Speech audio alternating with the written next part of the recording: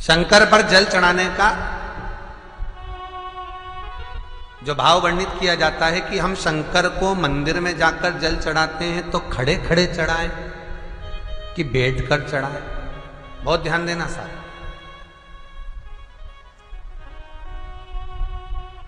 शंकर में मंदिर में जाकर हम भगवान शंकर को जल चढ़ाएं तो खड़े होकर चढ़ाएं कि बैठकर चढ़ाएं। अब दो तरह का शिवलिंग है मंदिरों में, दो तरह का शिवलिंग का निर्माण होता है, ठीक है। एक विष्णु शिवलिंग, एक शक्ति पार्वती शिवलिंग। दो तरह का शिवलिंग मंदिरों में होता है, दो तरह का शिवलिंग मंदिरों में होता है, समझ लेना बहुत अच्छी तरह से। एक शिवलिंग वो होता है जो जमीन पर डायरेक्ट जलाधारी रहती है, शिवलिंग रहता है, ऐसी जलाधारी पूरी की पूरी, और शिवलिंग जमीन पर रखा रहता है, भूमि पर रखा रहता है, डायरेक्ट जमीन पर। आप जल ले जाकर चढ़ाए, निकल गया रास्ते से। एक शिवलिंग जो जमीन पर डायरेक्ट शंकर भगवान की जलाधारी और शिवलिंग रखा रहता है, वो शक्ति शिवलिंग कहलाता है।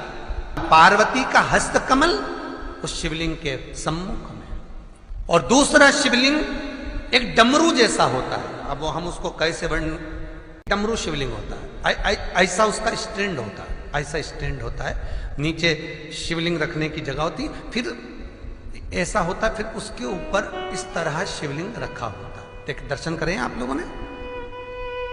अब फिर इसके ऊपर शंकर भगवान का शिवलिंग रखा होता है, ठीक है। इस तरह का जो शिवलिंग होता है, एक डायरेक्ट नीचे रखा हुआ शिवलिंग, और एक भगवान जो नीचे डमरू जैसी आकृति होती है, इस पे जो डमरू जैसा जो भाग बना होता है, ये भगवान विष्णु का हस्तकमल है, और ऊपर का जो भाग है वो भगवान ब्रह्मा का हस्तकमल है। इसको विष्णु शिवलिंग कहते हैं।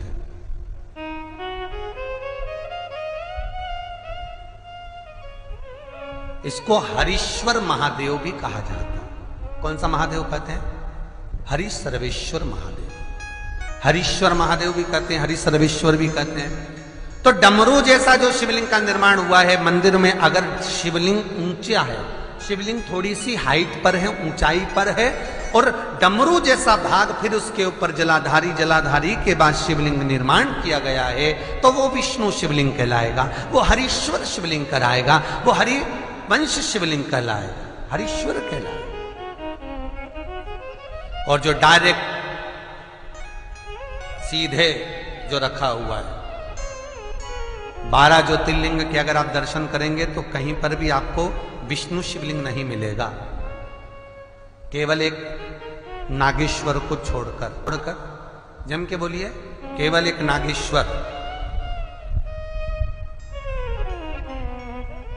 नागेश्वर को छोड़कर बाकी के जितने 12 ज्योतिर्लिंग में शिवलिंग के दर्शन करोगे सब शक्ति शिवलिंग मिलेंगे, सब जमीन पर। आप जितने भी देखेंगे, काशी का देखेंगे, महाकालेश्वर देखेंगे, तो डायरेक्ट जमीन पर जलाधारी बनी है महाकाल बाबा की, डायरेक्ट जमीन पर बनी है, कोई ऊंचाई नहीं है, डायरेक्ट जमीन पर फिर शिवलिंग है। ओमकारेश्वर देख लीजिए, ममलेश्वर देख लीजिए, आप चाहें तो विश्वनाथ देख लीजिए, डायरेक्ट जमीन पर। सोमनाथ देख लीजिए, डायरेक्ट जमीन पर। केदारेश्वर देख लीजिए, डायरेक्ट जमीन पर। भीमाशंकर, वैद्यनाथ, डायरेक्ट। आप वैद्यनाथ जी के लाइव प्रसारण कभी चालू कर देखना, डायरेक्ट जमीन पर, डायरेक्ट। तो जितने भी शिवलिंग हैं सारे के सारे शक्ति शिवलिंग हैं। जो डमरू के भाग पर रखा हुआ है वो हरीश्वर शिवलिंग, विष्णु के हस्तकमल पर जो रखा है, तो शास्त्र कहता है आप शक्ति शिवलिंग का जब जब अभिषेक करें, बहुत ध्यान रखना अपनी जिंदगी में इस प्रसंग को श्रावण के महीने में बहुत ध्यान रखना। आपके आसपास में भी मंदिर हो तो उस पर ध्यान रखना। जो शक्ति शिवलिंग हो उस पर जब भी जल चढ़ाना तो बैठकर चढ़ाना, बैठकर चढ़ाना। शक्ति शिवलिंग पर जब भी जल चढ़े, भले शिवलिंग कितना भी ऊंचा हो, कितना भी ऊंचा हो, तो संघी से चढ़ा दो, पर जल बैठ कर चढ़ाइए।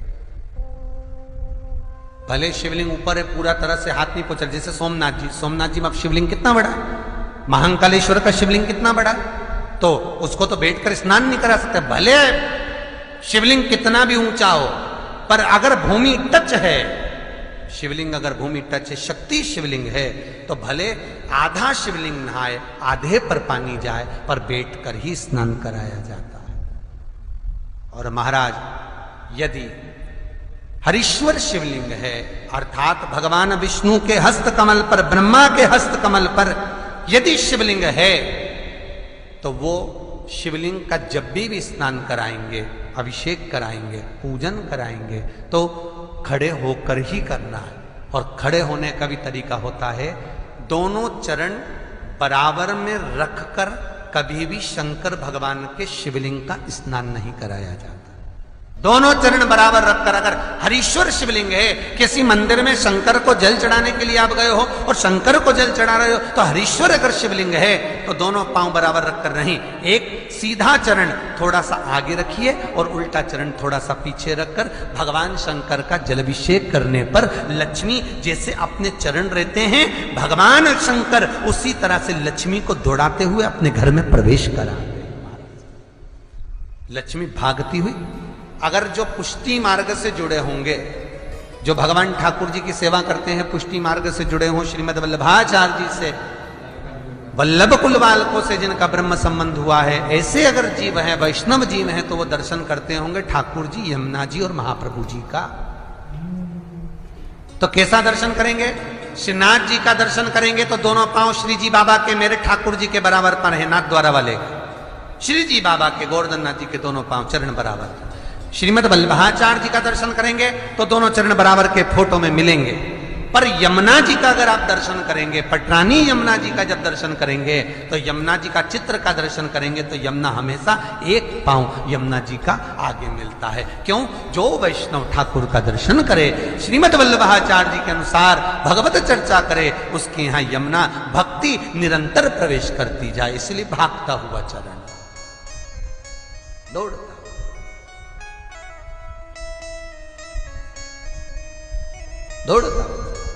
तो शंकर भगवान का अगर हरीश्वर शिवलिंग है, कहीं शिवलिंग डमरू आकृति पर, अगर ऊंचाई पर है, हरीश्वर है, तो फिर जल खड़े होकर चढ़ाए, चरण आगे पीछे।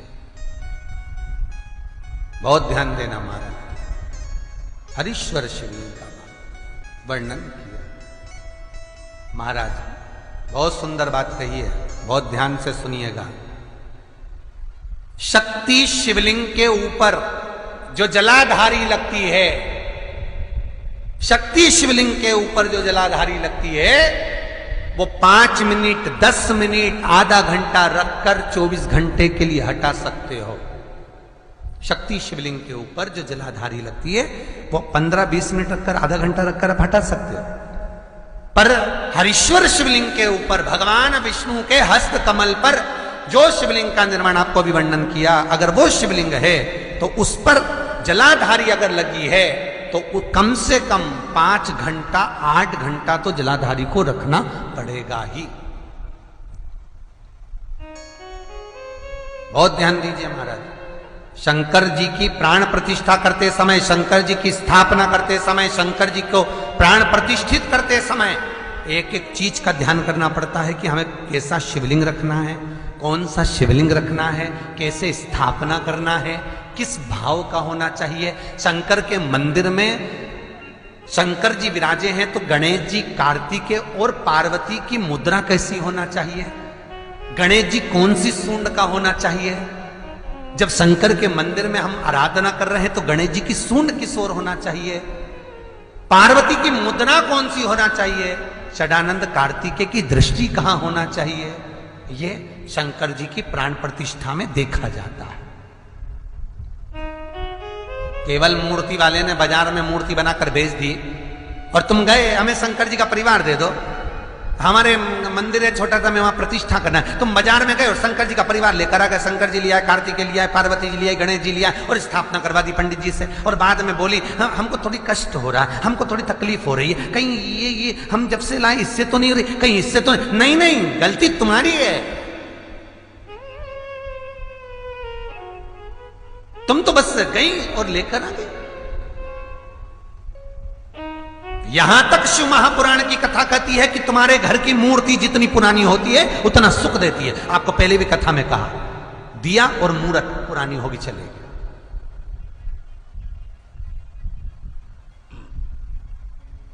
पुरानी चढ़े हुए जल को जब आप थोड़ा सा लेकर आते हो, आपको बताया था ना कि खाली लोटा नहीं लाना चाहिए, खाली कलश शंकर जी के मंदिर से वापस नहीं लाना। शंकर भगवान को जल चढ़ाया, चढ़ाने के बाद थोड़ा सा जल हाथ में या कटोरी में या कलश में झेल लिया, भले 2 बूंद लाओ पर अपने घर पर लेकर आओ। उस 2 बूंद जल का भी स्पर्श कलश के अंदर हाथ की 3 उंगलियां लगाकर अगर त्रिशूल पर टच कर कर मात्र आपने उस कलश के अंदर लगा दिया और वो जल भी आपने अपने घर पर छोड़ दिया, छीट दिया या उसका आचमन मात्र हो गया, तो व्यक्ति का यश बढ़ना अपने आप प्रारंभ हो जाता है, उसकी यश की प्राप्ति उसको होने लगती है। शिवलिंग पर जल चढ़ाने का नियम जाने और